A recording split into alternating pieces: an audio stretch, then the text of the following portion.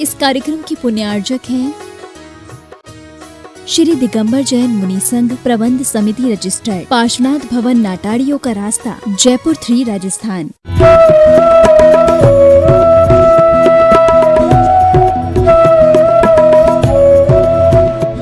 जिंदगी में अगर कुछ बड़ा करना है तो दो बातें हमेशा याद रखिए। जिंदगी में अगर कुछ बड़ा करना है तो दो चीजें हमेशा याद रखिए। पहला, जो खोया है उसका गम नहीं। पहला, जो खोया है उसका गम नहीं। और दूसरा, जो पाया है वो किसी से कम नहीं। अभी तक हमने क्या क्या खोया है, कैसे खोया है, उसका गम करने बैठेंगे तो आप आत और रौद्र ध्यान में डूब जाएंगे। अगर खोई हुई चीजों के लिए ही सोचते रहेंगे तो आप केवल दुख का ही अर्जन करेंगे, अशुभ आश्रव ही होगा, असाता का ही बंद होगा। क्योंकि ढेर सारी चीजें खोई हैं। हमने अपने दादा को भी खोया है, दादी को भी खोया है, दादा नानी को भी खोया है, नाना को भी खोया है। कोई अच्छे घर को खोया है, अच्छी जमीन को खोया है, अच्छी दुकान को खोया है, कभी अपने भाई को खोया है, कभी अपने मित्र को खोया है, कभी रुपए खोए हैं, कभी सोना चांदी खोया है, कभी मोबाइल खोया है, कभी रिश्ते खोए हैं। और हम खोई हुई चीजों पर केवल विचार करेंगे तो हम खुद खो जाएंगे। इसलिए जो गया, जो बीत गया सो बीत गया, बीते का पीछा कौन करे। जिंदगी में बहुत खोया जाता है और जिन चीजों की लोग कीमत करते हैं, उन चीजों की लोग कीमत करते हैं जिनकी वास्तव में कोई खास कीमत नहीं होती, लेकिन खुद की कीमत नहीं करते हैं जिसकी कीमत सबसे ज्यादा होती है। आपने जो समय खोया है कभी उसका भी विचार करिए, लेकिन खोए में खुद मत खो जाइए। तीर्थंकर शांतिनाथ, कुंथुनाथ, अरहनाथ स्वामी चक्रवर्ती हैं, तीर्थंकर हैं, कामदेव हैं, लेकिन उस भाव में भी उन्होंने इतनी सतर्कता बरती, इतनी सावधानी बरती। हजारों रानियां हैं, हजारों राजकुमार हैं, 6 खंड का साम्राज्य है, अभूतपूर्व वैभव है, देवता भी उनके इशारों पर हाजिर हैं, और फिर भी उन्होंने अपने ज्ञायक स्वभाव से दृष्टि कभी हटाई नहीं। सम्यक दर्शन प्राप्त किया और सम्यक दर्शन के बल पर, सम्यक ज्ञान, सम्यक चारित्र के बल पर, रत्नत्रय के बल पर उन्होंने उस परम दशा को पाया कि वो तीर्थंकर बन गए, उनके पंच कल्याणक हो गए। गर्भ, जन्म, दीक्षा, तप और केवल ज्ञान और मोक्ष कल्याणक का पाकर के आज भगवान बन गए। अगर हम भूले हुए भूत को याद करें तो इसलिए याद करें कि हम उससे कुछ सीख सकें।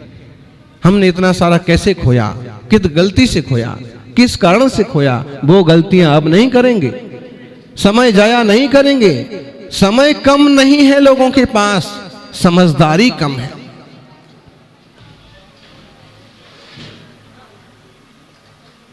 वक्त कम नहीं है, वक्त का मेंटेन करना नहीं आता।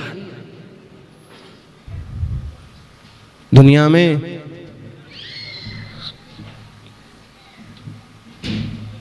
समय और समझ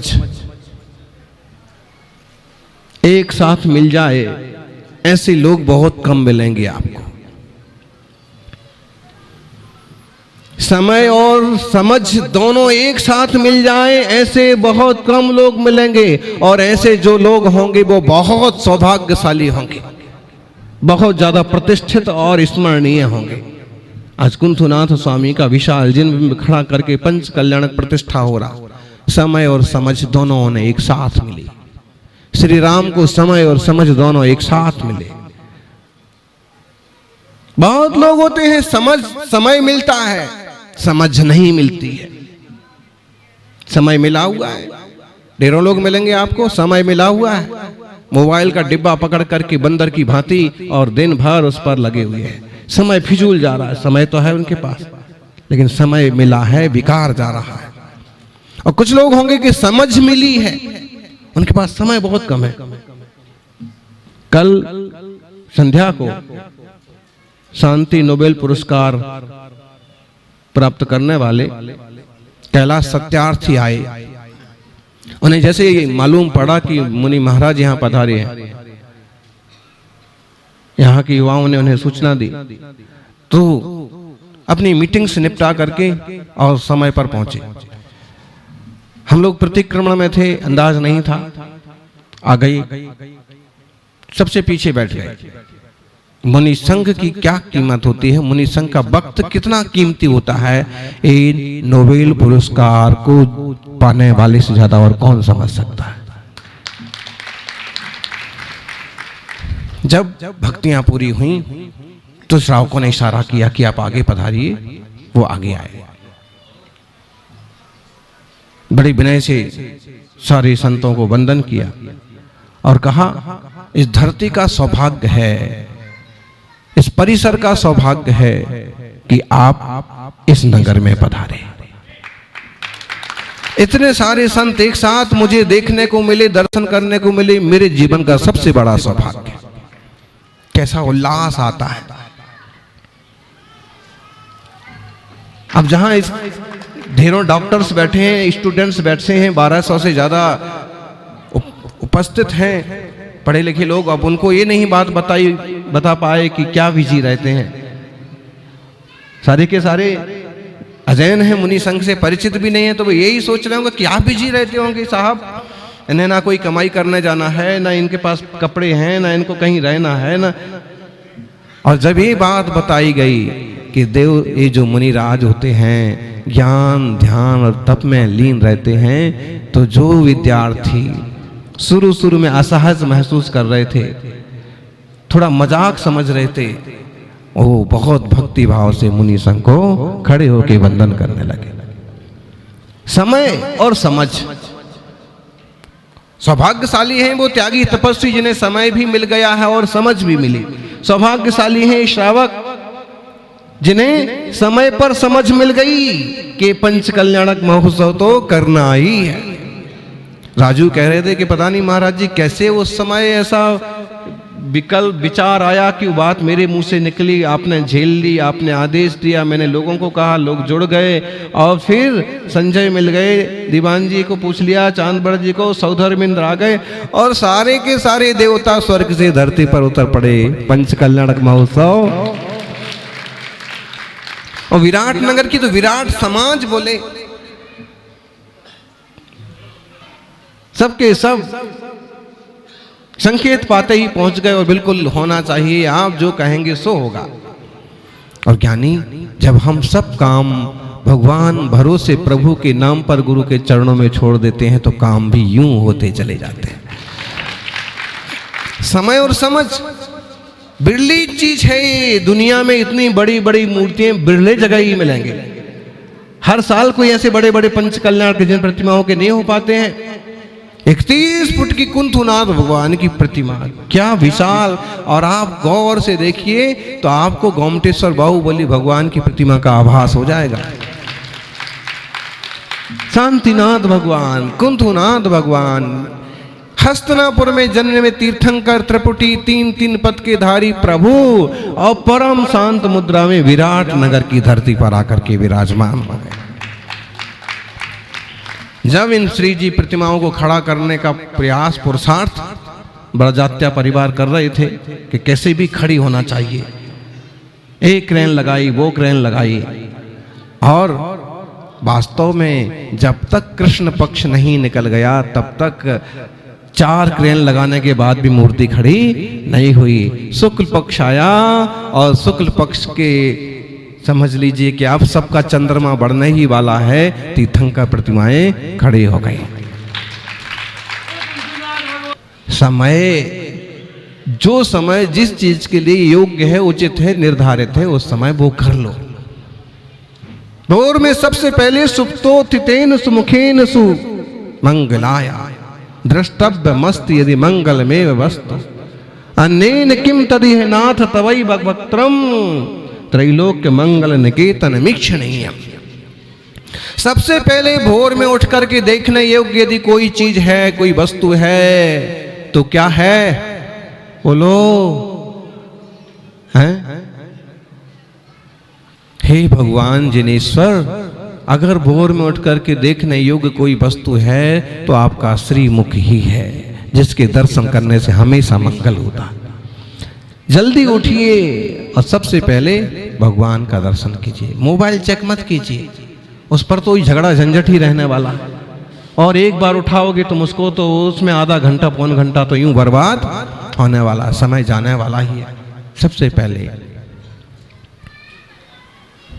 द्रष्टव्य मस्ति यदि मंगल में वस्तु, अगर कोई मंगल चीज देखना है, कभी आपको लगता है कि आज पवित्र काम करना है, आज मन प्रसन्न रखना है, आज घर में कोई बड़ा अवसर है, प्रसंग है, तो मंगल हो, हैं? बाहर निकलें कहीं कोई काड़ा भेड़ा दिख जाए, बाहर निकलें कहीं कोई काला पीला दिख जाए, तो सबसे महत्वपूर्ण मंगल देखना है तो भगवान जिनेश्वर का मुखमंडल देखो, मुनिराजों की तस्वीर देखो, मुनिराजों के दर्शन करो, मंगल ही मंगल होता है।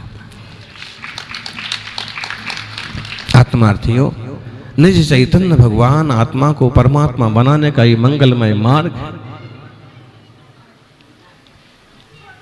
युवा हैं, और जब युवा लोग भगवान की भक्ति में इंद्र बनते हैं, पूजा करते हैं, किसी को खुशी हो ना हो, मुझे तो बहुत खुशी होती है,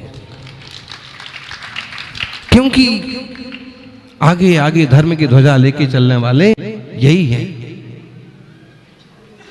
बच्चे सीखेंगे और ये जिन शासन का मंगलमय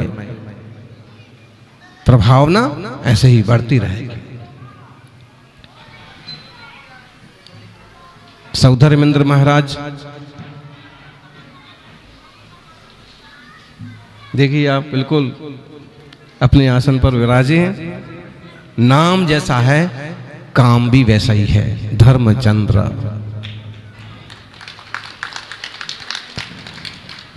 मतलब लोगों का बॉडी लैंग्वेज भी बोलते हैं, ये बहुत कम बोलते हैं, 10 बार हमारे पास आते हैं और हर वक्त कहो हर जगह उपस्थित हो जाएंगे, लेकिन सबसे पीछे खड़े रहेंगे। ये देखा जाए तो प्रज्ञावान व्यक्ति की पहचान है। कोई भले ये समझे कि कुछ नहीं बोल रहे तो इनका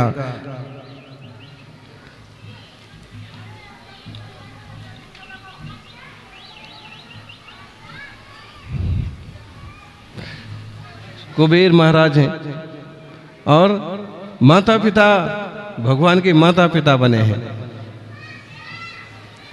शुरू से ये राजीव जी और ये तीनों और इनके साथ संजय और 2-3 जने और लगभग उपस्थित रहते हर समय। और आप महाराज जी मार्गदर्शन करिए, सब हो जाएगा, अच्छे से होगा। और जो तिथि थी पंचकल्याणक की, उस तिथि के 1 महीने पहले से ही पंचकल्याणक चालू हो रहा है, लेकिन आपको कहीं कोई कमी महसूस हो रही? बहुत अच्छे से आलिशान ढंग से। वो कमी श्रावकों की हो सकती है कि कम लाभ लेवें, देरी से आए, बाकी सभी अच्छे से अपने समय का सदुपयोग कर रहे हैं, अपनी समझदारी का सदुपयोग कर रहे हैं। और निश्चित रूप से ये समझदारी पुण्याश्रय कराने वाली है। जो खो गया उसका गम करते मत बैठिए, और जो मिला है उसे कम मत समझिए।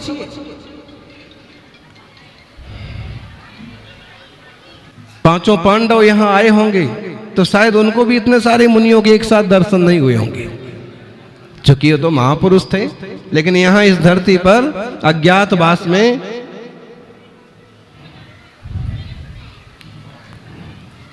इतना बड़ा संघ है। संघ बहुत महत्वपूर्ण होता है।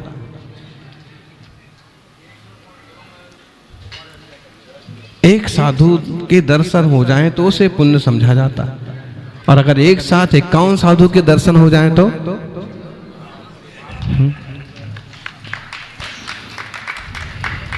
वैदिक साहित्य में कहानी आती है कि जब आप पांडवों ने युद्ध के बाद अमुक गुरु के पास जाकर के आग्रह किया कि हमारे पाप खत्म हो जाएं।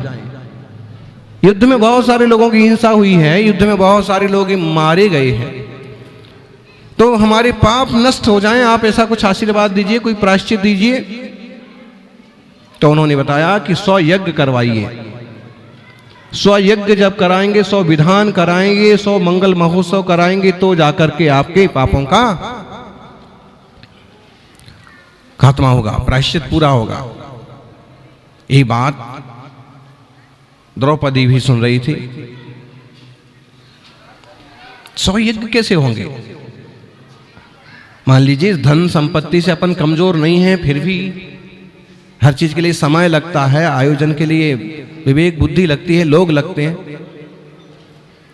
तो द्रौपदी ने पांडवों को इशारा किया, उन मुनिराज की 3 परिक्रमा की और वंदन करके कहा कि भगवान हमारा तो प्रायश्चित पूरा हो गया, क्योंकि शास्त्रों में लिखा है एक मुनि की वंदना करने से 100 यज्ञ का फल प्राप्त होता है। और फिर तपस्वी के चरण यदि घर में पड़ जाएं और यदि उनके घर का योग बन जाए, पता नहीं लोग सिर्फ पाद प्रक्षालन करने के लिए इतना क्यों भागम भाग मारा मारी करते हैं। सिर्फ पाद प्रक्षालन के लिए बोलियां होंगी तो कहो लाखों में चली जाए। सिर्फ पाद प्रक्षालन करने के लिए और इस गली से उस गली तक दौड़ लगाएंगे, सड़क से महाराज निकल रहे तो सड़क तक भागे चले पाद प्रक्षालन करने के लिए, हैं? क्योंकि निश्चित रूप से कहीं ना कहीं आपको श्रद्धा है कि मुनि के पापों का प्रक्षालन मतलब अपने पापों का प्रक्षालन। लेकिन उसमें तो सिर्फ आपको 1 सेकंड मिलता है, 5 सेकंड मिलते हैं, 10 सेकंड मिलते हैं। अगर मुनि के चरण घर में पहुंच जाएं, पड़गहन करके कोई साधु को घर ले जाएं, तो 1 सेकंड नहीं, कम से कम 1 घंटा तक उनके चरण आपके घर में लगे रहेंगे। इस कलयुग में देवशास्त्र गुरु ही भक्तों के लिए, भव्यों के लिए आधार है। सच्चे देव की पूजा अर्चना, सच्चे शास्त्रों का अभ्यास पारायण, क्योंकि जिनवाणी माँ ही सच्चा मार्ग दिखाती है। आपकी माँ जैसे आपको सही मार्ग दिखाती है, बेटे घर में ऐसे रहना, काका से ऐसे बोलना, बच्चों का पालन ऐसे करना, घर गृहस्थी ऐसे चलती है, जैसे आपकी माँ आपको हर बात सिखाती है, वैसे ही जिनवाणी माँ मोक्ष मार्ग दिखाती है।